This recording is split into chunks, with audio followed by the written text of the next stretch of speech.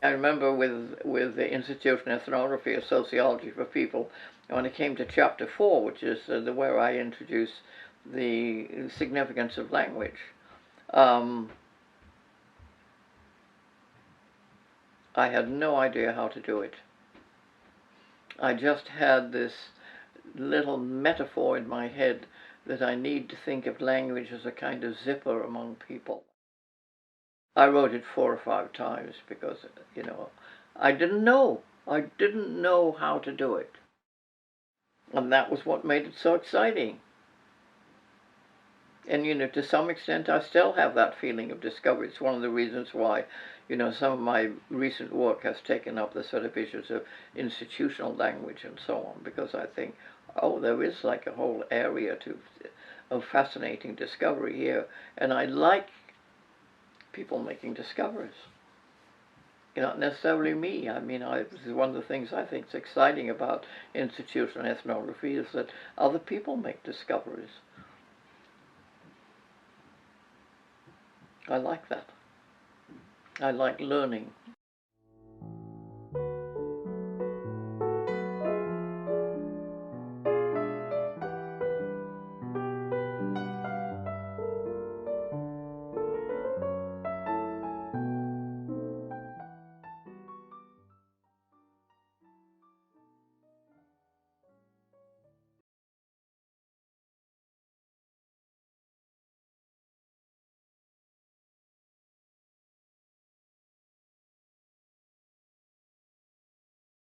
My father, he was probably in his 50s when they met, and she was about 34. They fell for each other and married, and then she had 4 kids. We moved into a big old farmhouse, and they gradually converted this into a wonderful place to live. We children had hens and ducks, and a wonderful garden, a walled garden with beautiful fruit that I used to steal from my mother. I used to climb along the top and steal the peaches as they ripened. When I was 10, I was sent to a school near London. I was the youngest in the school by a year. We learnt embroidery, we learnt knitting, we learnt mending, we learnt all kinds of useful things. And if the war hadn't happened, no doubt I would probably have learned a lot about cooking as well. The whole organization was directed towards my having the sort of maximum skills to be, a middle-class mother, and the teachers didn't really have all that much to teach me. So I just read a lot, and I wrote a lot.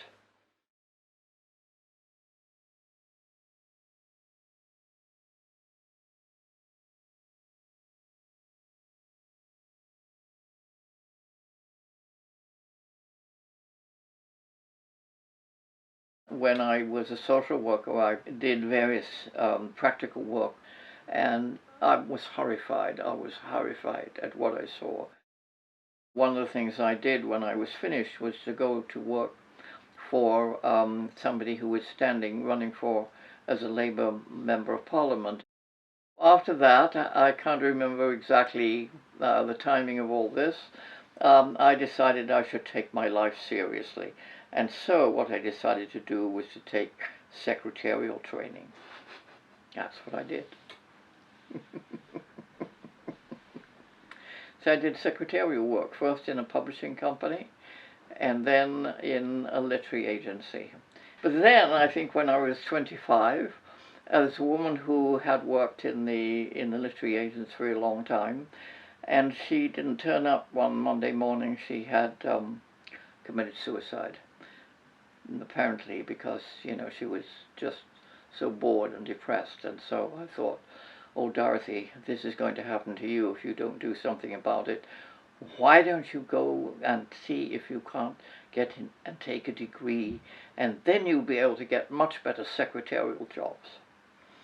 And so I applied for the London School of Economics, and I was accepted. I was in sociology degree with a specialization in social anthropology. I met my husband there, and because I don't remember whether we got married just before I did the exams or right after, but in any case, I guess I must have been not feeling really all that nervous, because I did very well in my final exams, because I was a writer.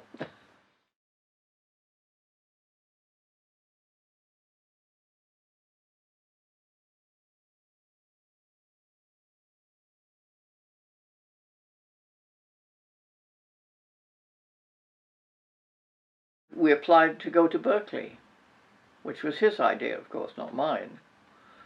It went very well at first. We had a good life there.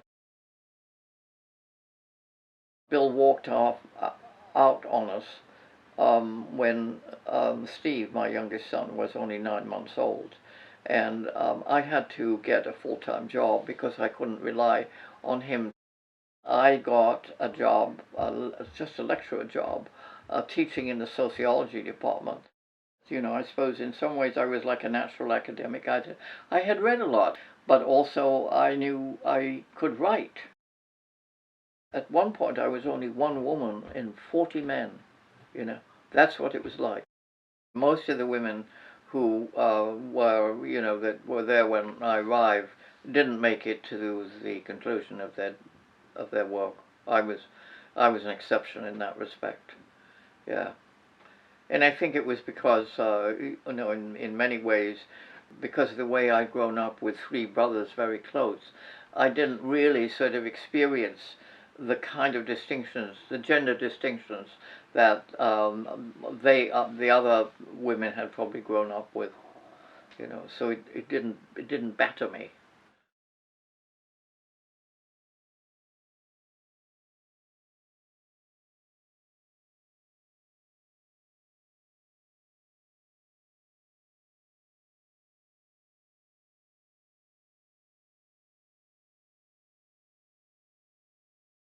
What they began to give us was a language to speak about our situation, which we had not had.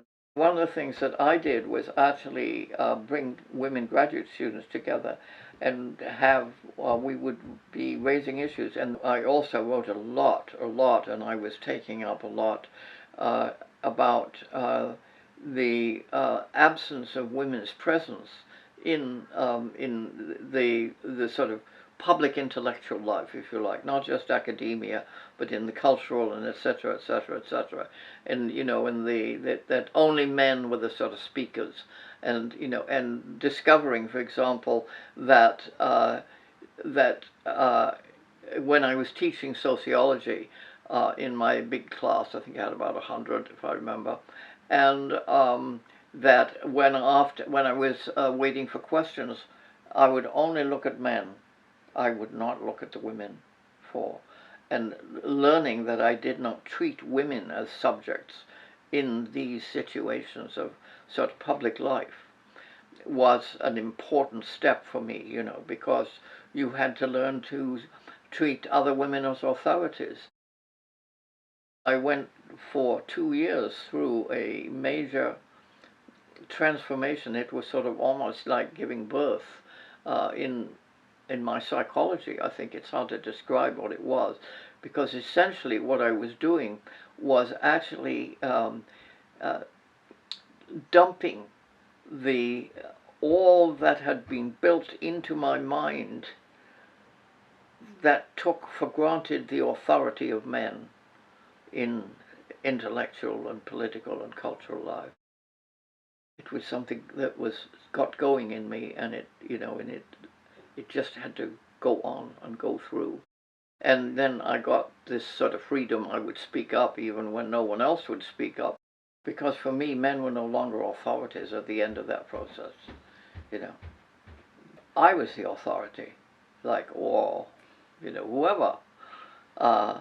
And so I just thought, it has to be done differently, and I have to begin to try to figure out how to do it differently. And I didn't necessarily think that I would be the only person doing it, or anything like that. I never thought I just thought, if you begin not with people as objects of your study, but with people as the subjects, in the sense of they're the speakers, their experience, their lives, how they lived, and etc.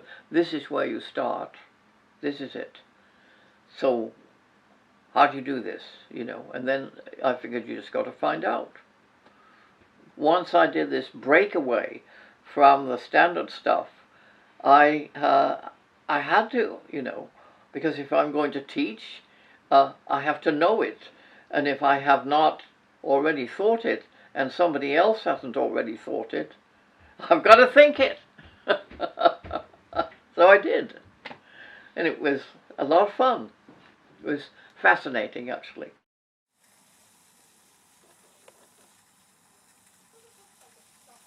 When I was in my mid-teens, I had to write a biography on one of my family members. So I asked my grandmother, and she started telling me all of these stories about how her mother was in the suffragette movement. But she only talked about her mother, and I thought, wow, So I come from this line of feminists. And then it started to come out that she also was even more influential, and she did so much.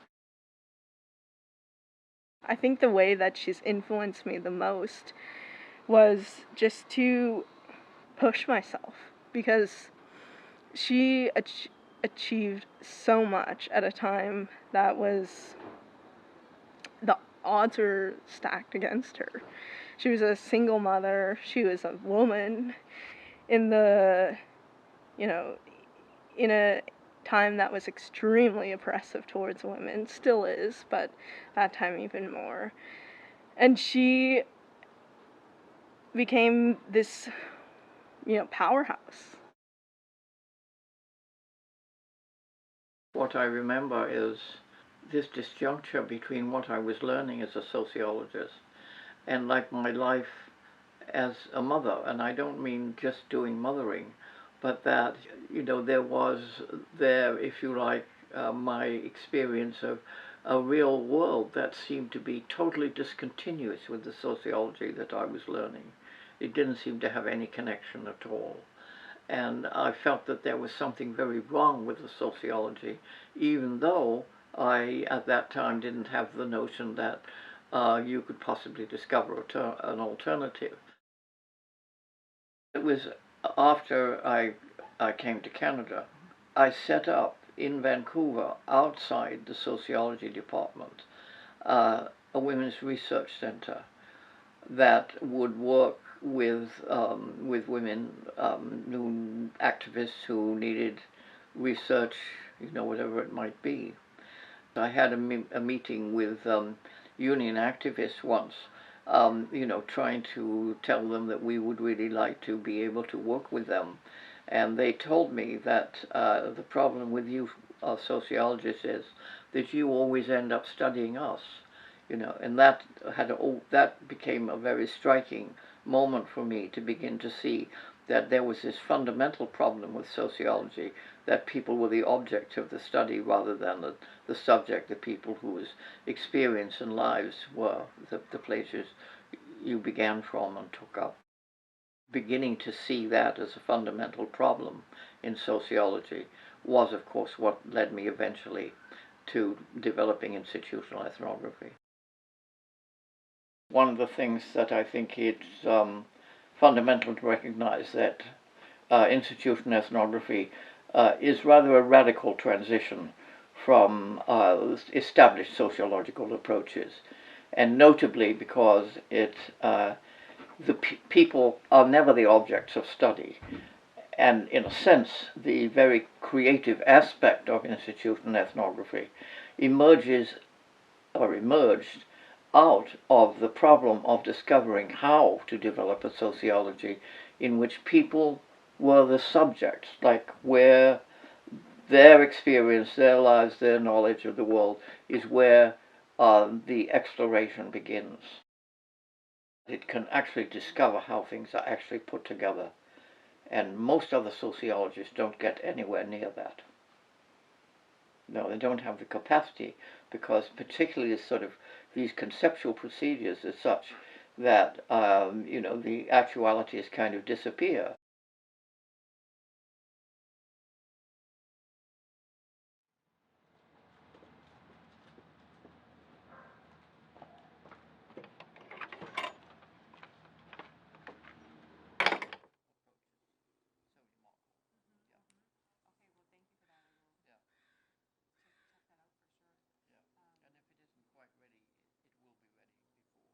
what drew me to Dorothy's work, one of the first books that I read was Institutional Ethnography, a Sociology for People, and she explains this in the book, but just that it's not about people, but it's for people, and so I really got the sense that that was such an intentional word choice, and made me realize then through reading the book that this is an intentional approach to inquiry, that it's not going to be interpreting what people are doing, and but it's going to ultimately try and help them in some way and be helpful for understanding the work that they're doing and how it's organized.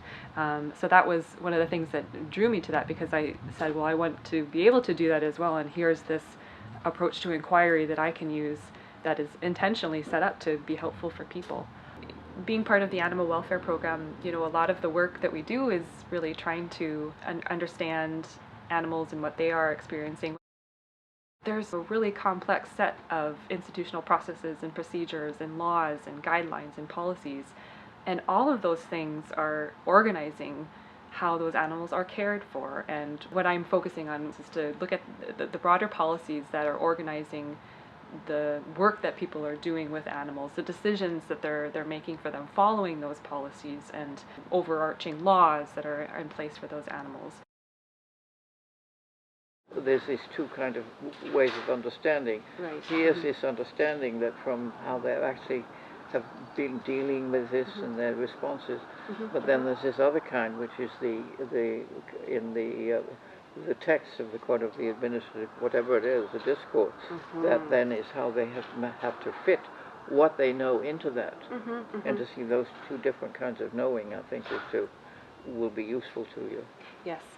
Institutional texts are designed to generalize, and there's some of their peculiar features and some of the features that can create problems when people have to translate what they have experienced in the real world into the categories. Like, it's very often the problem is that the texts have to be standardized so that there will operate like across actual local situations and local particularities. But whatever it is, anyway, there are these texts. And it's an extraordinary world we live in. Nutty. Yes. Absolutely nutty. I just wanted to know if there are instances and what you do when there are no text. Gosh, I'm sorry. There's this, I've got hearing aids, but although they're rather good ones, they're not perfect. What do you do when there are no texts? No text. Oh well, you've still got people, eh?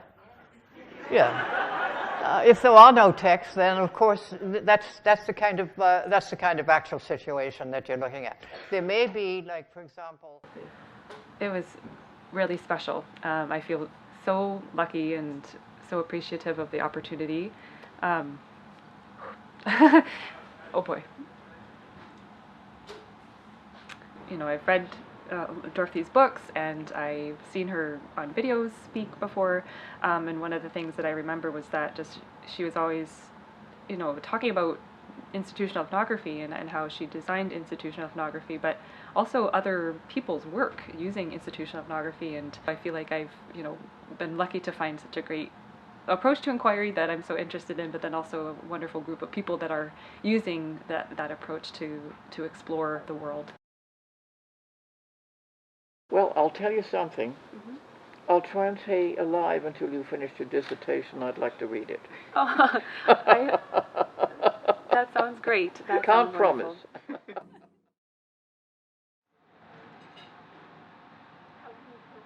She was super casual about it, and she got this email that said that she was going to receive the Order of Canada in November 2019. She picked me as her guest, and we went to Ottawa together. And I think it was there that I really realized, like, how much my grandmother has done and how much the country values it.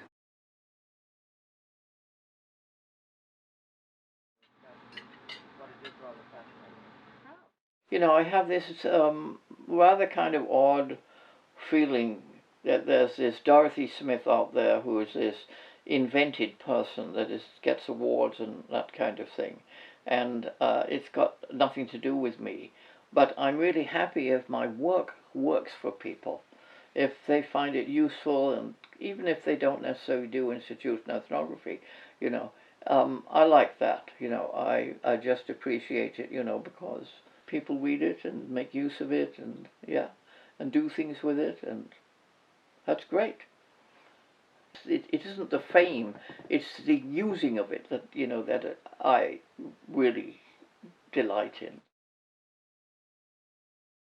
What wisdom would you pass to people starting out as academics and activists?